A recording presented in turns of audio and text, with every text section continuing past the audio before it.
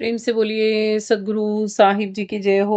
सतनाम साहिब। आज हम भजन लेते हैं कबीर साहिब जी का, जो कि अपने भजन के माध्यम से हमें समझाते हैं जो लोग आज भक्ति कर रहे हैं वो परमात्मा के लिए पतिव्रता सुहागिन नारी की तरह है। जैसे एक पतिव्रता नारी अगर अपने मैके में ही रही जाए, वो सोती पड़ी रही, तो उसका प्रियतम उसको बुलाता है ना कि भाई तू आजा मेरे पास। ऐसे ही साहिब कहते हैं जो सुरती शब्द की प्यारी है ना, उसे भी शब्द जगाता है। और क्या कहते हैं? कहते हैं हे मेरी सूरत सुहागिन जाग जा।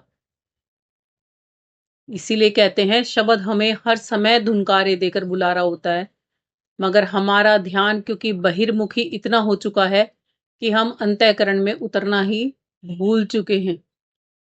और जो लोग उतरते भी हैं वो भी मन के वशीभूत होकर संसार में ज्यादा गमन करते हैं और भक्ति में कम गमन कर पाते हैं। फिर धीरे धीरे प्रयास जब बढ़ता जाता है, जैसे कहते हैं ना, करत करत अभ्यास थे जड़मति होत सुजान, रसरी आवत जात तेज सिल पर परत निशान। वैसे ही जब हम धीरे धीरे अभ्यास करते हैं, या देखो कोई पानी की बूंद है एक ही जगह पर लगातार गिरेगी, तो धीरे धीरे क्या होता है, वहां की मिट्टी या वहां अगर पथरीली कोई जगह भी होती है ना, उसमें भी छेद हो जाता है। वो धीरे धीरे ही तो प्रयास है ना बूंद का गिरने का। वो एक एक बूंद गिर गिर के एक समय ऐसा आता है कि वहां पर होल बना देती है वो बूंद भी। तो ऐसे ही मालिक कहते हैं, एक जगह पर जब हम अपना ध्यान स्थिर करते हैं ना, जहां गुरु ने बताया है, वो एक ही जगह है जहां गुरु बताता है ध्यान स्थिर करने को। वो ध्यान की जब एक एक बूंद वहां पर पड़ती जाती है, तो धीरे धीरे ही सही, समय तो लगेगा, देखो एकदम से तो नहीं होगा, पर चिकनी सतह होगी तो और थोड़ा सा ज्यादा समय लगेगा।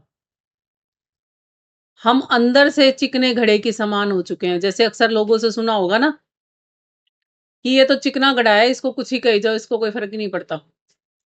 ऐसे ही संतजन हमें कितना भी सुनाते हैं, कितना भी समझाते हैं, हम वो चिकने घड़े बने हुए हैं अंदर से, कि उनकी बातें हमारे तलपट पर ठहरती ही नहीं, फिसल जाती है। समय लगेगा, एक दिन समय वो भी आएगा जब लगातार सत्संग ग्रहण करते जाओगे, लगातार सुरती को जोड़े रखोगे, तो अपने आप ही आपके तलपट पर वो चीज छपने लग जाएंगी धीरे धीरे। वो चिकनाहट वहां से तो खत्म हो ही जाएगी जहां आपका ध्यान एकाग्रचित है। तो वहीं से ही साहिब जगाने की कोशिश करते हैं हमें कि मत मोह की नींद में सो इतना ज्यादा सुरती, अब समय आ चुका है जागने का, तो जाग। बड़ा सुंदर भजन है, अगर समझोगे तो बहुत अच्छी तरह समझ में आएगा। जाग है, जाग है, जाग है, जाग है, मारी सूरत सुहागण जाग है, मारी सूरत सुहागण जाग है, जाग है, जाग है, मारी सूरत सुहागण जाग है, म्हारी सूरत सुहागण जाग है। क्या सोवे तू मोह की नींद में, क्या सोवे तू मोह की नींद में, उठ भजनिया में लाग है, लाग है, उठ भजनिया में लाग है, जाग है, जाग है मारी सूरत सुहागण, जाग है, जाग है, जाग है मारी सूरत सुहागण, जाग है। गुरु का शब्द सुन चित दे के, गुरु का शब्द सुन चित दे के, उठत मधुर राग है, उठत मधुर राग है, राग है, उठत मधुर राग है। जाग है, जाग है मारी सूरत सुहागण, जाग है मारी सूरत सुहागण, जाग है।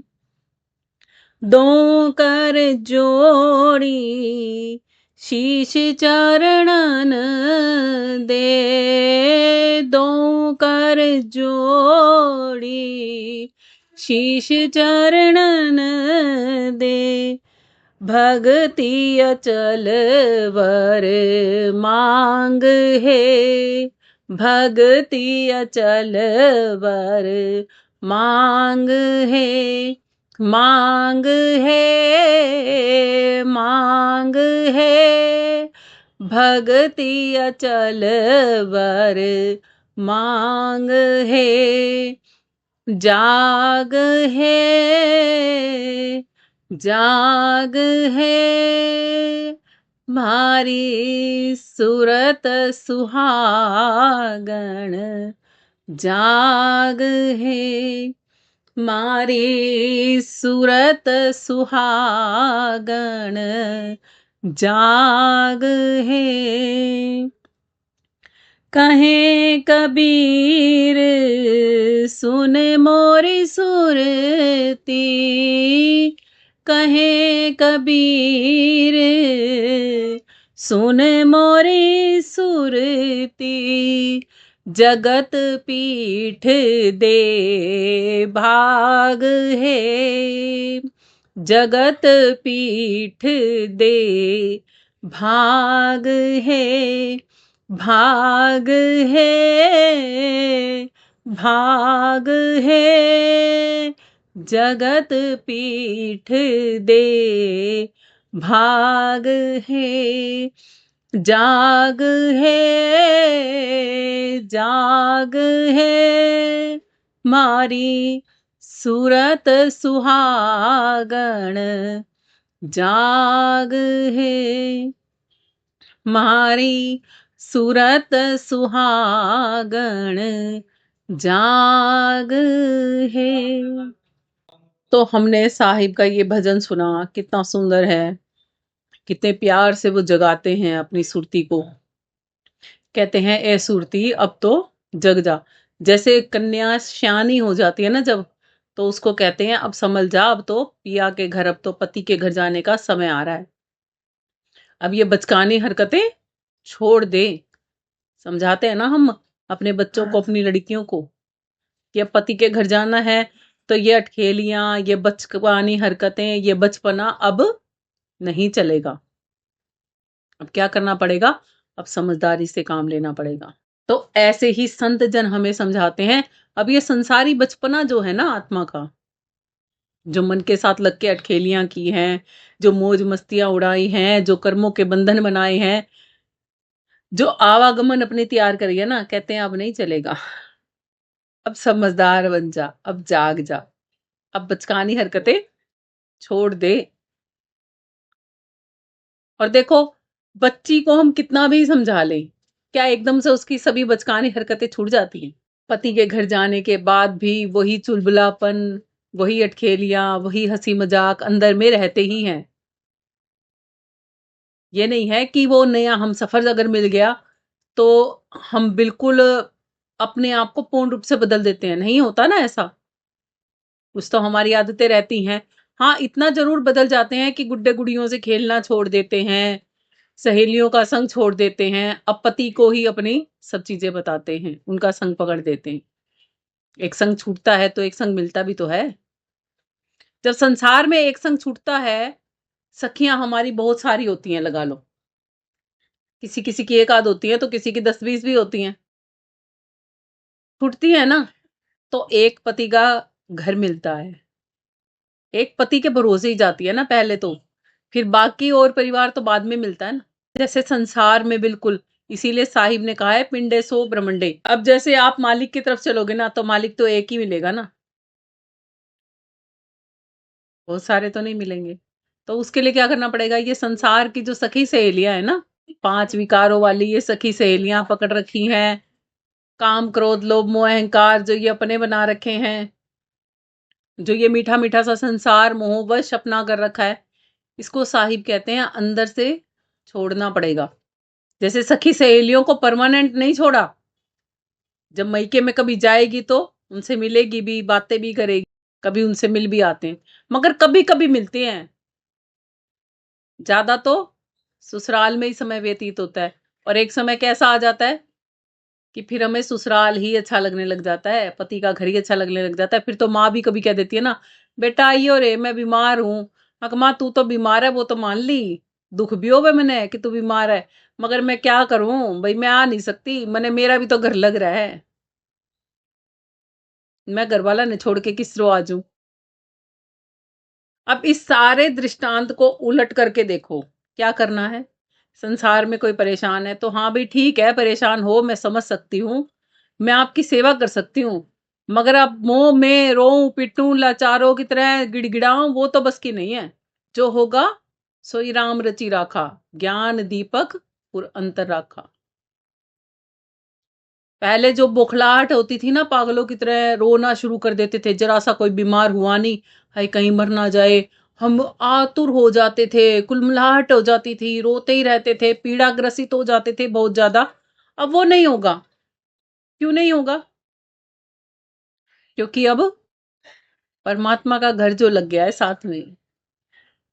अब पता है कि अगर संतों की वाणियों पर चलना है तो भाई ये संसार के मोह माया तो छोड़ने पड़ेंगे। अगर इनके लिए ही रोते रहेंगे, अगर बेटी ब्याह करके ससुराल में तो चली गई और मैके में ही रोज जाती रहेगी तो ससुराल वाले क्या कहेंगे, भाई बेटा तू मैके में ही रह ले, ससुराल में तो आना ही बंद कर दे, रहने दे, हम तो बिना तेरे ही रह लेंगे,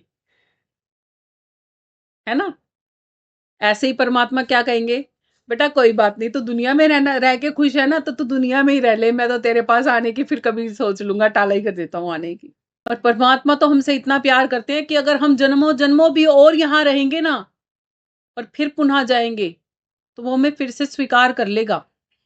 मगर हमारे संसार के पति है ना, अगर हम उनकी आज्ञा के विरुद्ध चले जाएंगे ना तो हम मर भले ही जाएंगे इस जन्म में, वो हमें पुनः स्वीकार तो नहीं करेगा।